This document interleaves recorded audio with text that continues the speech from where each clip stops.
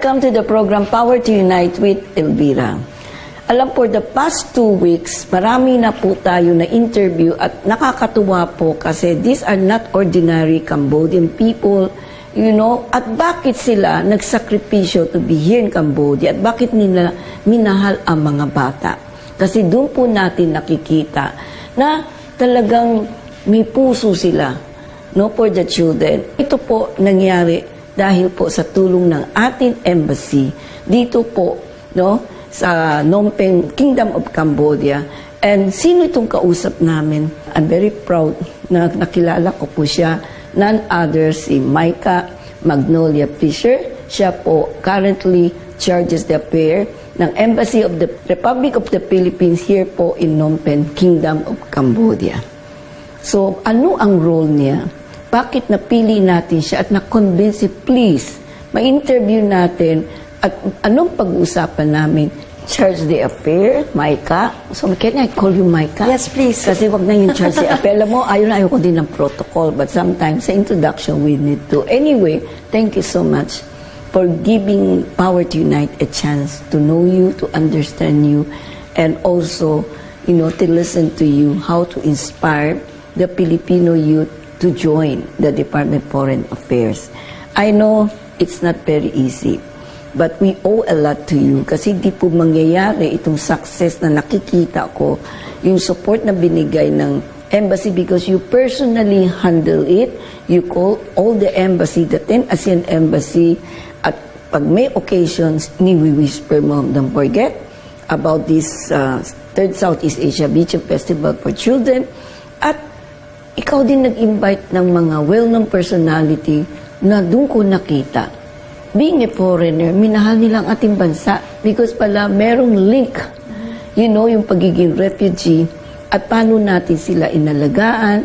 Anyway, we wanted to know what inspired you. Why did you choose to be in the foreign affairs na alam natin, malaking challenge po ito. Career po kayo. Dumaan kayo sa maraming step. May exam, may written, may interview, you know. Tapos, kailangan talaga dito. Lakas ng loob, di ba? So, what inspired you to join the foreign affairs? Yeah, first of all, welcome, Ms. Elvira, to the Philippine Embassy, and thank you for this opportunity to be in your show. And, well, we were very happy to help Anak TV in organizing the festival. We believe in your cause, in your advocacy. We are very proud that we have such a foundation, something that other countries can emulate. And I know that you're already starting the fires, to spread the fire among Southeast Asian countries. And I think this is a very admirable cause, and something that's why we have decided to go all out to assist you in whatever way we can. And so we're very certain that the festival will be successful. Well, it may interest you to know that actually I wanted to become a diplomat since I was 12 years old. Ah, okay. So why? Well, no one in my family was a diplomat. It's just that my mother was a teacher. Okay. Actually, teacher in Thailand in a postal training center. So she was working in the post office, and she was seconded to a training center in Bangkok. And there, I saw our Philippine ambassador. Her name was at that time she was chargé also. She was Rora Navarro Tolentino. Yes, yes. And I just saw how graceful she was and how eloquent, and I said, I think I want her job. So at 12 years old, I already wanted to be a diplomat and to represent the Philippines. And eventually, I realized that it's really because I wanted to serve the Filipino people. So I took the exam, but I entered the DFA as a contractual.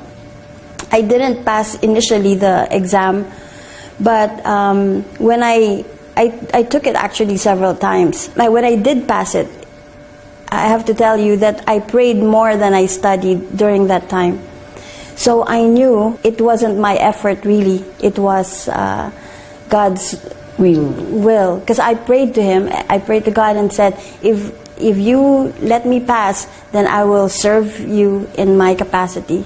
as a diplomat, as a Philippine diplomat. You also have not heard that time we actually had the record of having only 3 pastors out of 3,000. Wow. So people were saying, "Oh, you must be a genius." And in my mind, I knew I wasn't a genius because I didn't pass the several times before. But I knew that I prayed. And then 8 years after, actually, I realized how the Holy Spirit worked in this particular instance. Because it turned out that there was only one person who passed. And so when the Board of Foreign Service examination informed our Secretary of Foreign Affairs that there was only one passer, he got upset. And he said, "What? We spent so many, like millions of pesos, and then only one passed. That's a waste of taxpayers' money." So the board then, so the secretary asked the board, "What if we lower the grade? The passing grade was 80 to 79. How many would pass?" And then the board then said there would be 3. So they lowered the passing score to 1 to 79.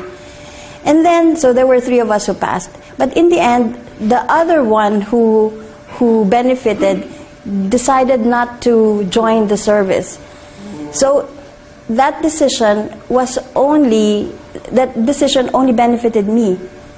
So I knew it's divine intervention.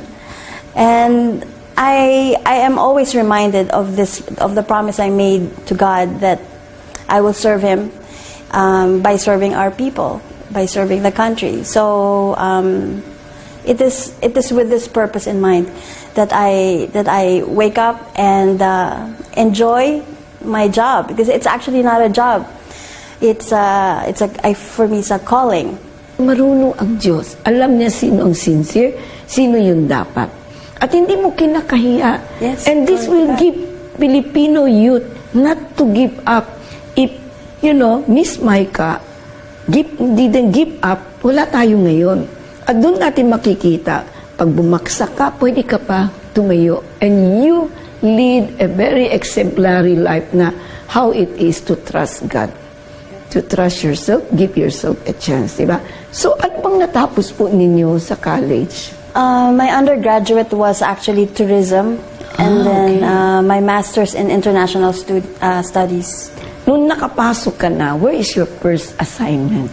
Foreign assignment. I was posted to the Philippine Embassy in Beijing for 6 years. Wow, okay. Yeah, so this is my second posting in Cambodia, and I'm on my 5th year here, and so I'm scheduled to return to the DFA next year.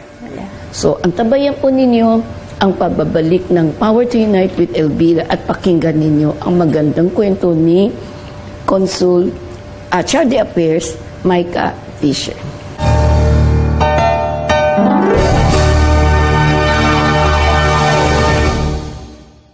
Ako po si Johnny Gomez ng SOS, Serbisyo Ora Mismo Sigurado.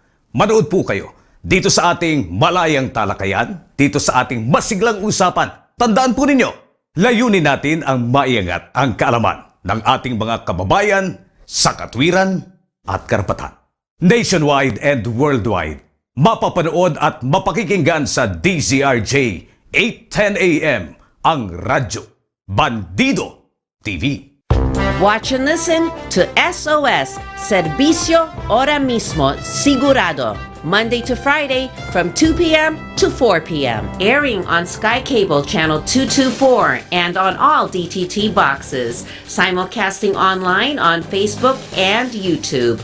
Listen and watch on your mobile devices. Just search DZRJ Radio Bandido.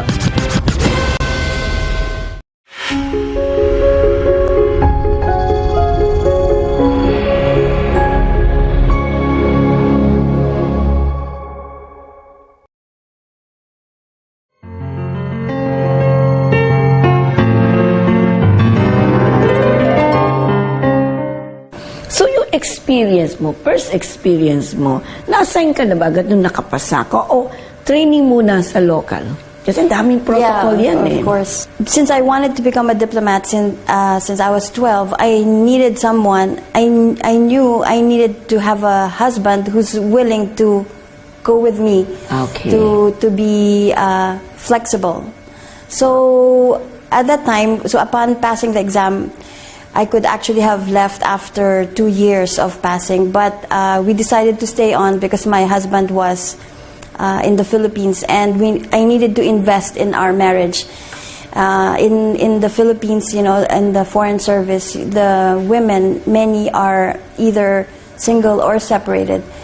So because it's very difficult to have a career and a family life, you cannot have the best of both worlds. Some have to make the sacrifice, and so I'm very blessed to have both. A very understanding and flexible husband. So in the beginning, he said, "Okay, let's stay in the Philippines." He had a good corporate job, so we stayed for a while, and then it was in 2006. Then when he said, "Okay, we're ready to go on foreign posting," so that's when we left for Beijing in 2006. And he is a foreigner? Yeah, he's German. He's German. It's good that he understands that, you know, because as you said, it's very difficult to mix family life with your career. I've seen, it's not only in the Philippines, but with other embassy, because when I was still student, I go out with them.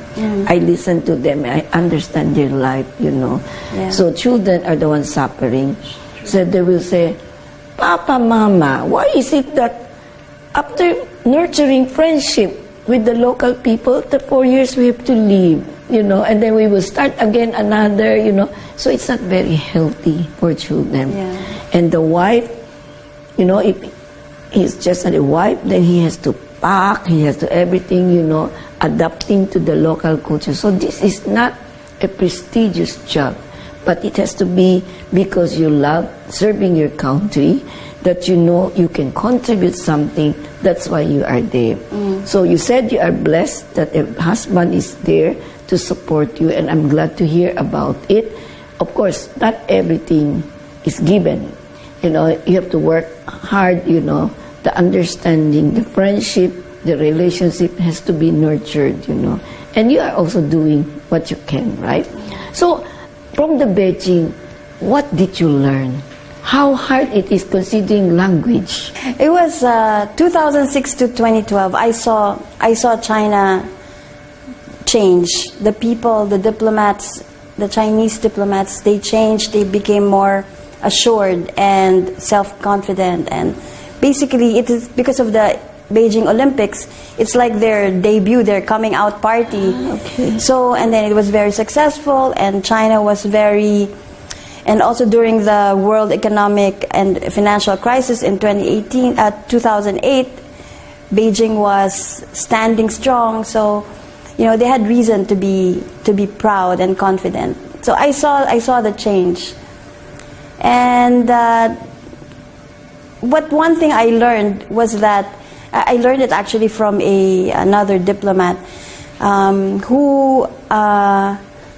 who emphasized to me the importance of people-to-people relations.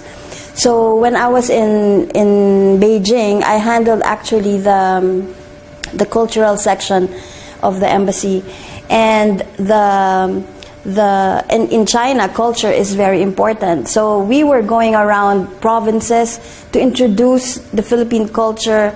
We initiated a program called 𝗍𝗏 Philippines. 𝗍𝗏, yes. Yeah, so we went to different schools, and then we introduced to them the Philippine culture. We told them how we greet. We did the mano, and we played Filipino games. We shared with them some of our Filipino delicacies. So because they hardly know the Philippines, and what they hear on the media is not always you know, the positive, right one. Yeah, the right one. So and so it was our task to tell them about, you know, who we are as people, and how we are very relational. We're very warm and friendly people. So this was my goal as a cultural officer in Beijing. So don't you feel tired traveling from one place to another, considering China is so huge? Well, you know. Well, I don't think I felt ever tired because for me it's a job that I like. So it's it's something that you just take the good with the bad, but it's mostly good. And in Beijing, of course, I also did assistance to nationals. It was a very rewarding experience, as always. The opportunity to help your kababayan who is in distress, and so it's something that not everybody has, to be able to touch another person's life. And I remember, because I was a new officer, a new diplomat, and I visited one person in jail for he was illegally working in China. So I mean he was guilty of this. So the embassy really couldn't do much because he needed to serve the sentence. Yes, yes. So we just needed to make sure that his rights are protected. So I was there. I said, but I did pray with him. And to give him courage and hope that this too will pass. And then he wrote this was before Facebook time, but he wrote an email to everybody saying that this was the highlight of his stay in prison, that I actually prayed with him. This is not. This was it just came naturally. I didn't, but I guess it was the Holy Spirit who prompted me to tell me that this is what he needed to hear. Your presence encouraged him to see hope. That's true. That who knows, his sentence might be commuted later on, because working there illegally is not actually a strong or criminal act. He did not kill anybody. Yeah. Maybe he just took the courage to work. But anyway, the prayers encourage him that God is still with him. And I think that's a beautiful gift. And for a Filipino people who serve sentence and see that the embassy cares for them means a lot. Mm-hmm. You give them hope that he's not alone. The word was, he's not alone, just like what God said, you will never be alone because I'm always with you. This is what is the message you sent out. And that's why he accepted it wholeheartedly, that somebody cares. So your gestures, because you said earlier, it's human-to-human relationship, counts a lot. This is how you self-stock our country. You go out and visit university, introduce our culture, our dance, our way of life, which, they started to learn us. They love the Philippines because they know we are very gentle people. We don't meddle in politics, but we care about them. And I think that's why maybe, there are now many Chinese coming to our country because they feel at home, with us. And we always welcome anybody, you see. So what you did is something that it's God's will, your mission, and you were able to mix it, very well. It's blending is very well, and you true to your promise. You did not forsake, just because you were there, you will forget your promises, but you proved to God, this is the reward that I receive from you. I will do my best to encourage people, to inspire people that hold on to their faith. So from Beijing, so what else do you learn, In Beijing? Yes. In Beijing, well... It's so big, Well, Beijing is not China. This is one thing I learned. Okay. So, Beijing is not even the microcosm of China. So the whole China is so varied, so different from each other, and it's wrong to generalize and to stereotype.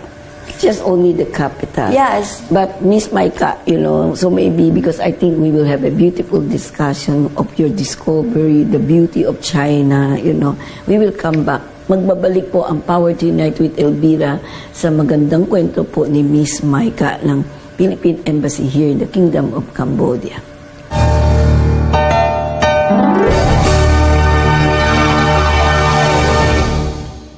Ito po ang inyong kaibigan Jimmy Morato, nag-aanyaya sa inyo sa inyong palatuntunang 𝗨𝗃𝗃𝗵 dito pa rin sa inyong paboritong AM station sa buong Philippines at sa buong mundo, DZRJ 810 AM Radyo Bandido TV.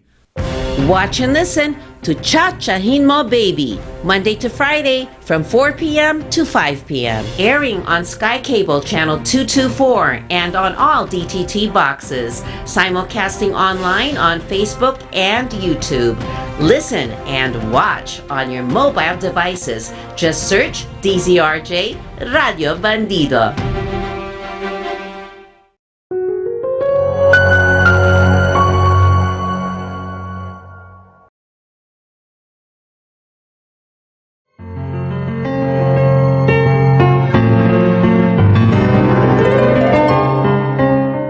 Miss Maika, natutuwa ako na at least yung diverse experience mo, yung pagiging cultural sector mo, tapos, diba, yung pagdalaw mo, yung na-involve ka sa prison, pinakita mo, hindi mo sila papabayaan, that the embassy cares, that the embassy has big heart. Kasi sa ngayon, yung nangyari sa Middle East, ang daming bansa po, yun ang common complaint. At I have been in Kuwait several times at mabigat. Because I have seen the pain in the mga OFW, kung paano sila inapi, kung paano sila So, alam ko po yung situation. Sa Malaysia, mayroon din ganun situation. So, napakahirap because kung di ka very strong in your faith, hindi mo kakayanan yung mga story nila. Ako, no in-interview ko, parang ayaw ko na kasi pati ikaw affected. Sabi ko, kawawa naman itong mga Filipino OFW na ganun ba talaga ang prato sa kanila? Something like that. But the labor attaché was very helpful, very prayerful. So aside from, because he said, this is the most important, Beijing is not China. That China is so huge. So your discovery, parang very educational, no? Yeah.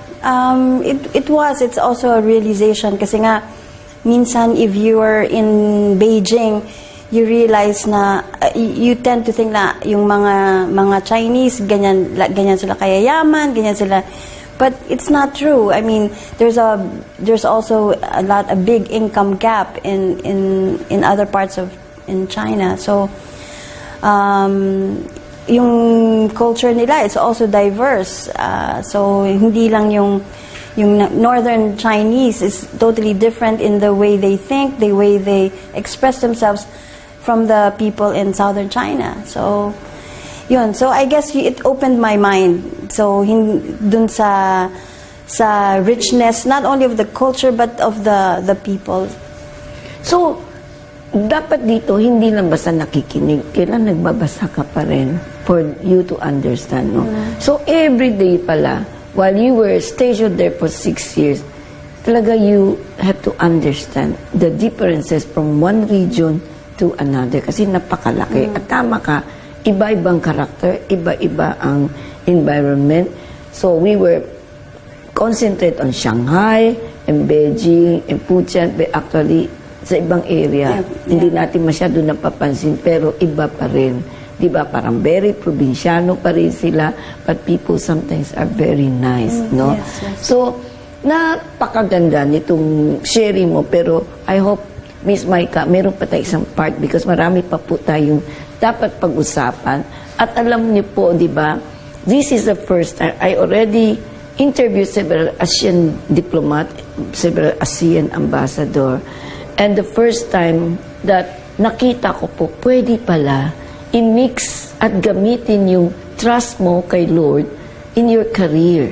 Hindi po siya pwede maging sagabal.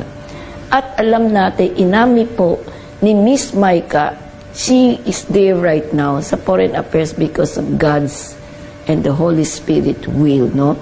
Kaya kung napakinggan ninyo ang kanyang love story with the Lord, I think ma-inspire din kayo to join the Foreign Affairs. Huwag po tayo matakot madapa kasi po, tutulungan po tayo ng Diyos. We need to pray to them, to call, kasi yun pong ginawa niya.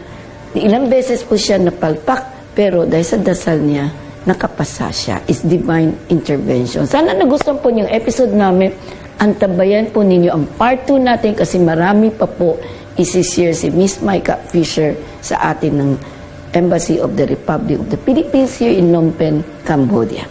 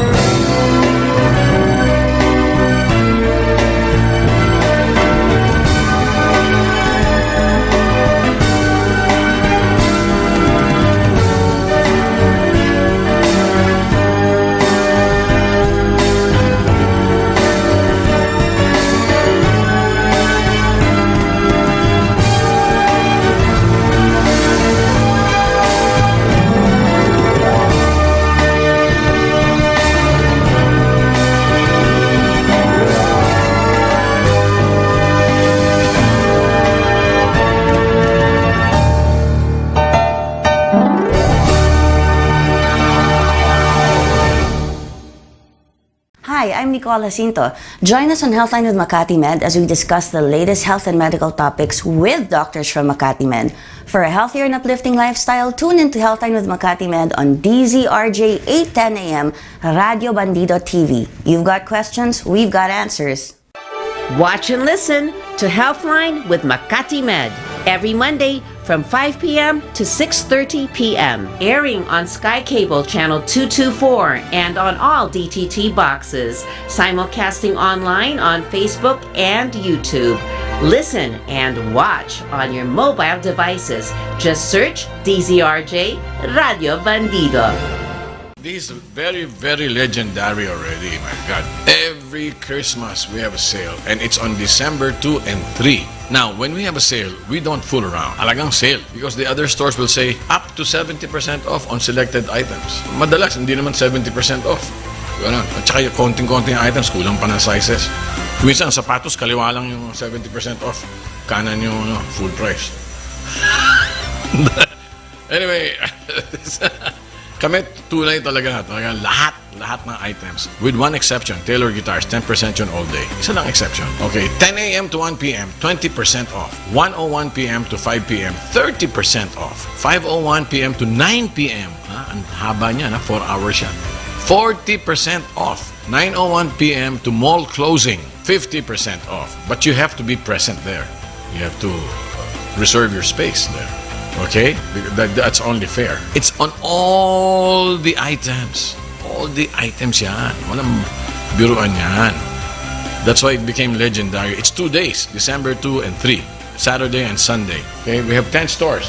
Market, Mall of Asia, of course, Mega Mall, Fairview, SM Fairview in Novaliches, SM Dasmariñas Cavite, Glorieta 2, Makati, of course, SM North EDSA, SM Sukat, Festival Mall, Alabang, and SM Lipa City.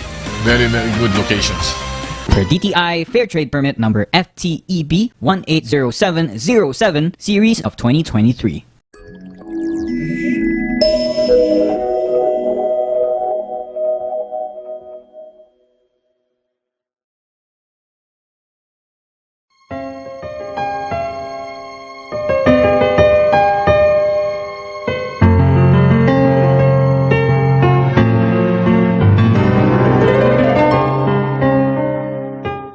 Welcome to the part 2 of our beautiful and very interesting conversation with Her Honorable Micah Magnolia Fisher, the Charges d'Affaires of the Embassy of the Republic of the Philippines here in Phnom Penh, Cambodia.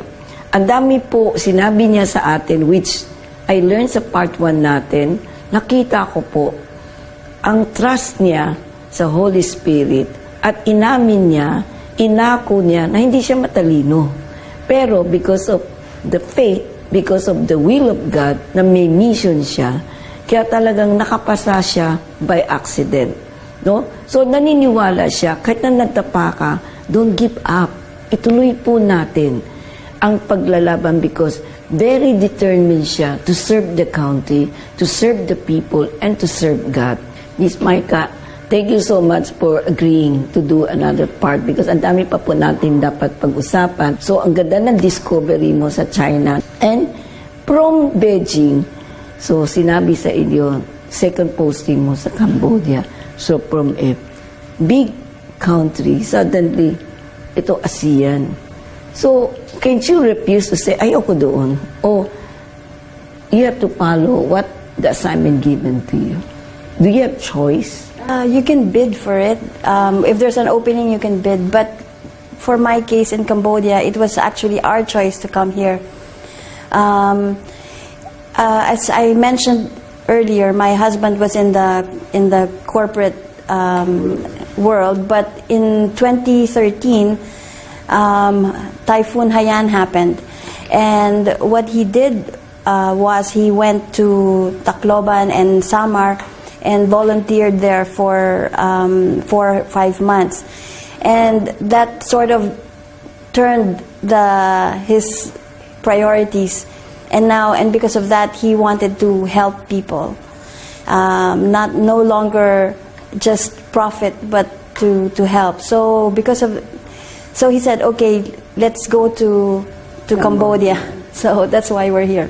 Your husband, who because of Typhoon Haiyan, has seen that he has to help, iwanan ang corporate world kasi nakita niya there is so much need, and Cambodia is a perfect choice after what happened with the genocide. So, can you tell me, does it really benefit the relationship? Well, of course, it's always give and take with in a marriage. So he's helping in a community just across the Mekong. It's an urban poor village, so he's focusing his attention on that, and of course he's also supporting our efforts here in the embassy. So we both have a mission. Iba lang yung aming mission field. Kaya maganda. Oo, di ba? Yeah. So, nung andito na po kayo, anong mga challenges nakita mo? Well, challenges. Well, ngayon, there are about 7,000 Filipinos in Cambodia.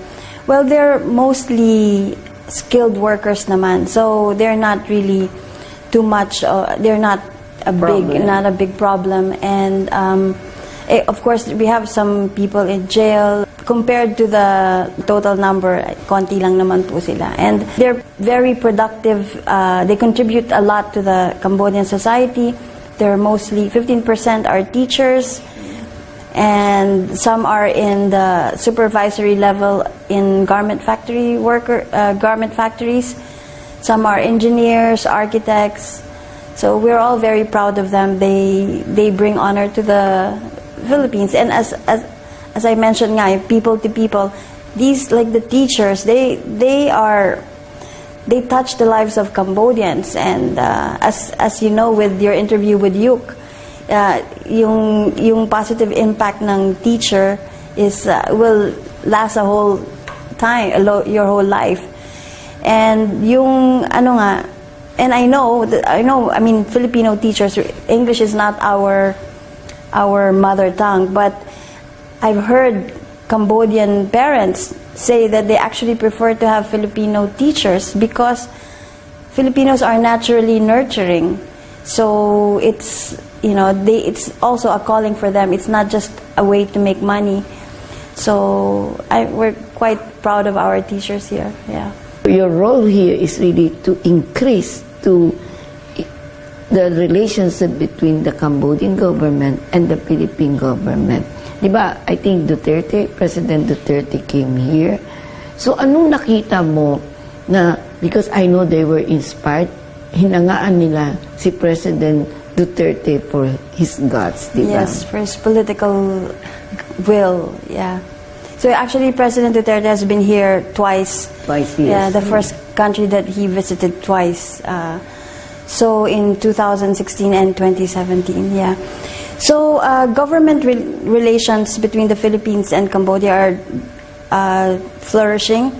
So especially in the areas of culture, of education, and agriculture, tourism. Actually, just 4 days ago, we had a tourism fair we got some funding from the Philippine Department of Tourism to have this B2B networking between the travel agencies in the Philippines and the travel agencies here, and of course, and then we had a tourism fair. Actually, it's tourism, trade, and education fair, because we had ESL schools offering their services here too. So it was the first of its kind, and I think there's great potential. The travel agencies here saw the potential of an ESL tour package. So let's say 2 weeks studying in the Philippines, but during weekends they go out and explore the country. So it's something that is new to them. So they're quite excited about this new product that they can promote to Cambodians. Subaybayan niyo ang pagbabalik po ng Power to Unite with Elvira.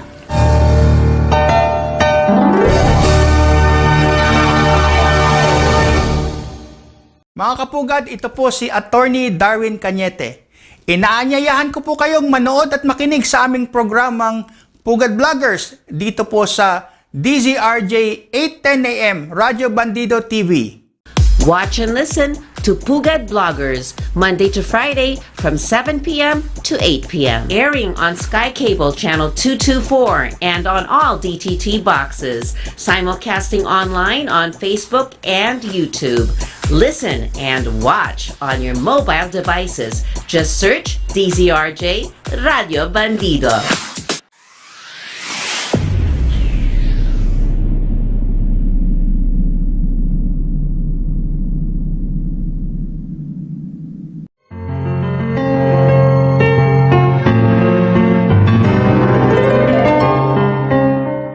Since this is your second posting, ano po ang masasabi niyo? Kasi ang daming umaayaw, no? Kasi mag-exam, makapasa man sa written, babaksak sa oral. So, ikaw naman, sinabi mo, hindi dapat tayo mag-give up. Kasi kung ikaw ay bumaksa ilang beses, pero very determined ka at natulungan ka through prayer, anong nakikita mo with the young diplomats right now? Did you encounter a problem and saw the difference between your training and your training now? Meron ka bang nakikitang problema doon? And what advice can you give them? Well, actually, nakita ko sa mga bagong passers there. Kasi ako, I had my studies in the Philippines, and many of them actually have the chance to study abroad. And so they actually had most likely a wider perspective. Yeah. Mm-hmm. So my only advice is for them to remain teachable, because sometimes you have the tendency na, okay, yun nga yung sa amin you pass the exam, and then it's supposed to be the hardest exam, one of the hardest exams given in the Philippines. So you tend to rest on your laurels, or to become so proud. But it shouldn't be. You should be humble. You should be teachable. And as for me, I know that it wasn't really my own efforts. So it was something that God orchestrated. So and I think to be teachable means you will not be satisfied with what you already know. It's a good thing with the DFA. They're already providing funds for us to continue our studies.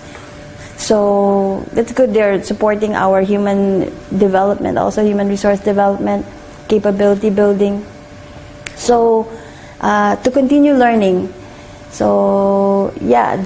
So for example, if you already know how to speak French, you don't need to stop there. You can learn another language. Or be an expert in social media, something that is new. It's a new world, something that we didn't learn in school. But this is part of our stakeholders, the tech-savvy generation. Mm-hmm. So we have to adapt. So this is something that we cannot just say, oh, I'm too old to be learning this. But so we have to remain teachable. I think that's the main thing that we need to remember. ang ganda din ng message mo sa kanila na everyday we still have to continue learning. Huwag po tayo mag-stop. At dapat accept natin na kailangan turuan pa rin tayo. Mag-adapt tayo sa pagbabago ng paligid because you have to know. Because you are selling the country, you are representing the country. Di ba?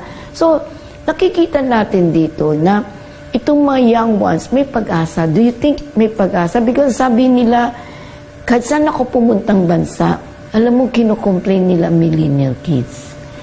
Talaga sabi nila, ang titigas ng ulo. Sabi ko, hindi lang pala sa Pilipinas. Whether it's a big country, Europe, America, Asia, isang sabi nila, ang hirap turuan. Do you believe in that? Or still you believe that meron silang, it's a proper guidance lang Yeah, dapat? I think it's proper guidance. I'm sure the baby boomers were saying the same thing to Generation X, na ganun din yung mga bata noon. So, I think, of course, yung millennial generation, they grew up with the internet. They never lived without the internet. So, yun yung talagang everything is fast-paced. So, their instant gratification. So, but we cannot be discouraged, right? This is something we need to accept, and this is something that we need to work with. And so, but actually what saddens me, this millennial, is how yung mental health, it has gone, seems, I don't know, become widespread, or ngayon lang napupuna. So actually, a few months ago, we had, for the very first time here, a workshop on mental health that we gave to the overseas Filipinos here. Because I feel that this is something that needs to be addressed too, and it's not spoken about. So I think I remember you told me about that, yung mental health, tapos pinag-usapan din sa ating bansa. Why is it becomes a threat? Because of it's not really a threat, it's shame. It's the shame. Because actually nga, when we promoted it, yung mga comments sa Facebook namin, tinatag nila yung friend, oh, ito kailangan mo. Parang sinasabi na meron kang mental illness. So, minamock niya yung bullying. Yeah, so there's really stigma in mental health issues. So, we were just really scratching the surface, and I think it's a good start. We can continue to have such activities here in the embassy. So this is something new, no? Very recent. Yeah. And the embassy, when you know about it, na-shock ba kayo? Parang, well, of course, it was also last year when we had the national mental health law. So it also awakened us and gave us the idea to promote this among our kababayan. to do something to prepare themselves. So yun ang maganda. So we are responding to the problems and telling them that the government cares, that the government will do something to help, not to be scared about. I think that's the most important. Yung makita nila, they can rely on the government to help them. Diba? Maiiwasan yung mga suicide, maiiwasan yung depression. Napakahirap pag depression ka, na-depress ka, it's incurable, no? So it's something that, as you said nga, yung mental illness na yan. So, ang daming aspect ang hinahawakan ng embassy. Yeah. One person cannot do it. That's why may kanya-kanya kayong assignment, di ba? It's not dahil ambassador ka, charges affair ka, pag in-invite ka sa function, pa-wine-wine. Hindi. Hindi alam ng Filipino people na you have also to work a lot to understand the needs of the local country, the local people, and also the needs of the Filipino who comes here to work. So, ibabalance niyo yan. Because in order to understand the situation niya, kailangan maging aware din kayo. Ano ba yung concern nila? How can Philippines help them? Kung makatulong tayo, di ba? Magsasuggest kayo. No? So, ang maganda kasi is that ang Pilipinas, sa mga interview ko, parating tumutulong. Kung ma-assign po kayo sa ASEAN country, napakalaking hamon kasi iba-ibang ugali natin, iba-iba ang reliyon natin. Pero, ang napansin mo ba dito, like what I have noticed, it's family relationship. Kung Muslim ka man, Buddhist ka man, o Catholic ka, nakikita ko yung bonding ng mga bata sa magulang, napakalakas. Yung respeto, napakalakas. At makikita natin talaga, they values the heritage, the tradition, no? Sa ating bansa, kung tinatanggal yan, ginigiba sila dito, hindi, di ba? It's protected by UNESCO. Did you notice that also? Yeah. That's why sabi nga, yung mga kasama ko dito sa embassy before, sabi nila, 3 years lang ako dyan sa Cambodia, and then after that, magpapa-cross post. But most of them stay on and for the whole 6 years because they enjoyed staying here. Because the Cambodians are very much like us. So, family-oriented, yung, ang tawag dito, being with friends, very relational, they're, easy, laid back and, friendly. So, they don't feel like they're in a strange land. So, yung mga Filipinos dito, they feel at home. Although, of course, yung food is different from what we're used to, pero it's quite good. The Cambodian food is good. Major cause, diba? No. Pero itutuloy po natin ang aming magandang discussion ni Her Honorable Consul, Judges de Affair, Miss Maika, no? So, magbabalik po ang Power to Unite with Elvira.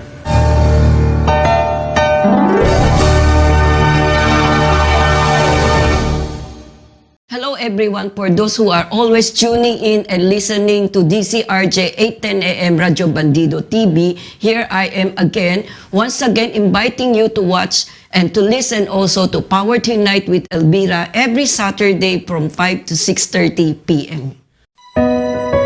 Watch and listen to Power to Unite every Saturday from 5 p.m. to 6:30 p.m. Airing on Sky Cable Channel 224 and on all DTT boxes. Simulcasting online on Facebook and YouTube. Listen and watch on your mobile devices. Just search DZRJ Radio Bandido.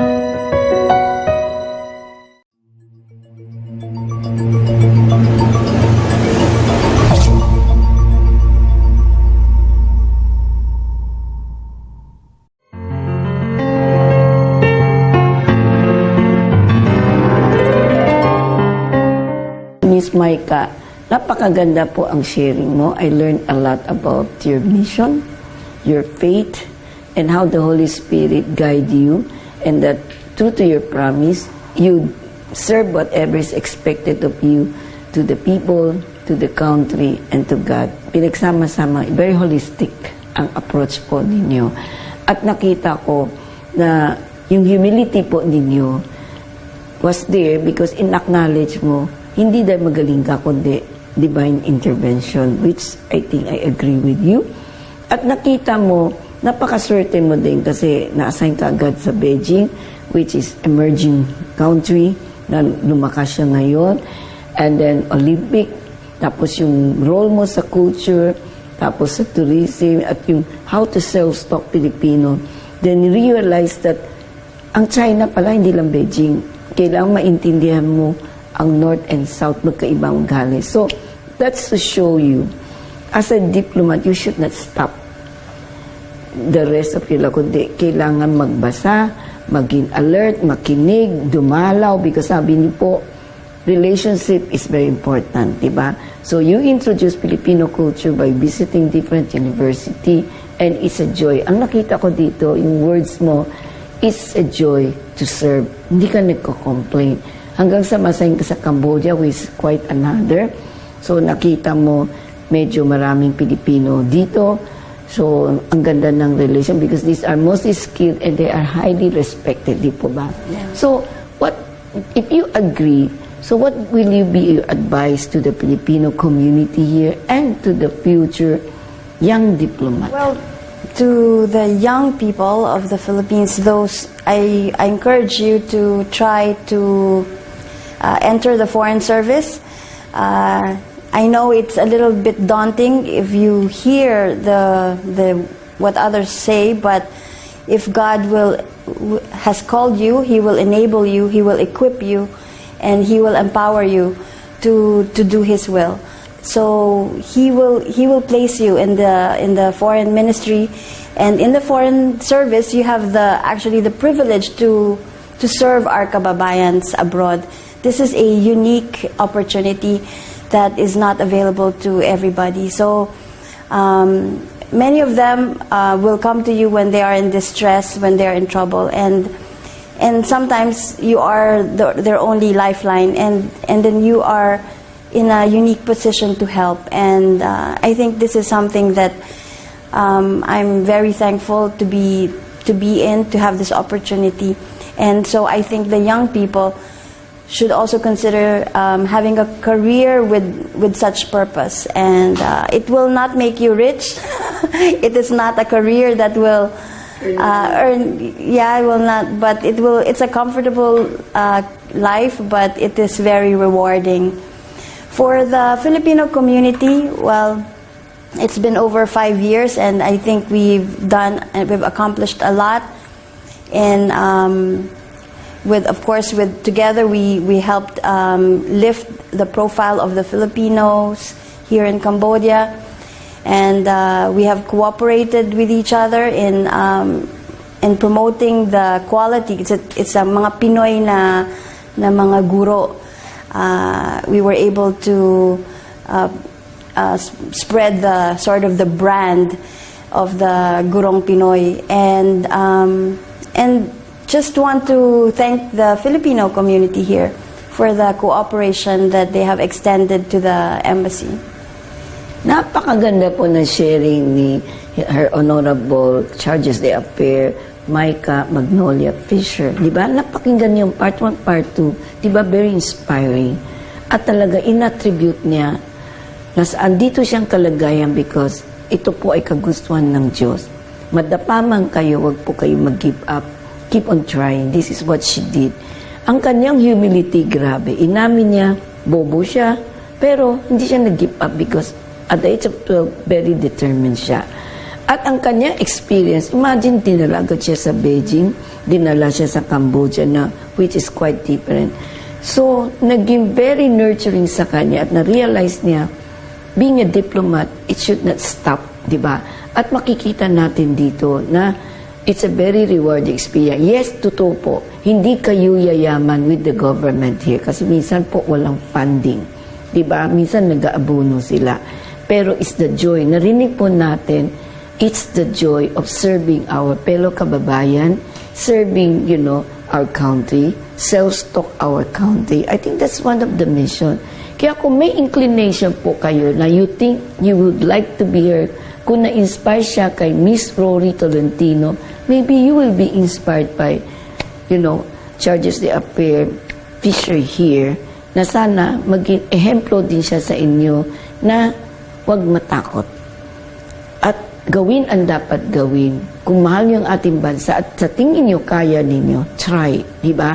Pero importante, hindi po dapat, kasi ang words niya, teachable, ibig sabihin kailangan makinig at, we should learn how to accept guidance. Hindi po yung gusto ninyo at, graduate ako ng Yale University, graduate ako ng Harvard, ba't ako makikinig sa ikaw, graduate ng UP? It should not be like that. When you are with the foreign affairs, you have also know how to be obedient. Diba?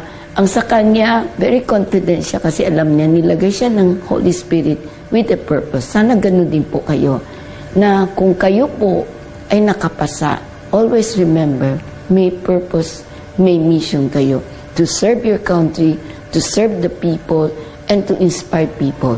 So, why not join them? We need good people who has a big heart, who really will enjoy her work, may passion for that, at talagang gagawin ang lahat ng makakaya. Sana nagustuhan po ninyo ang aming episode hanggang sa muli dito po sa programa ng Power to Unite with Elvira.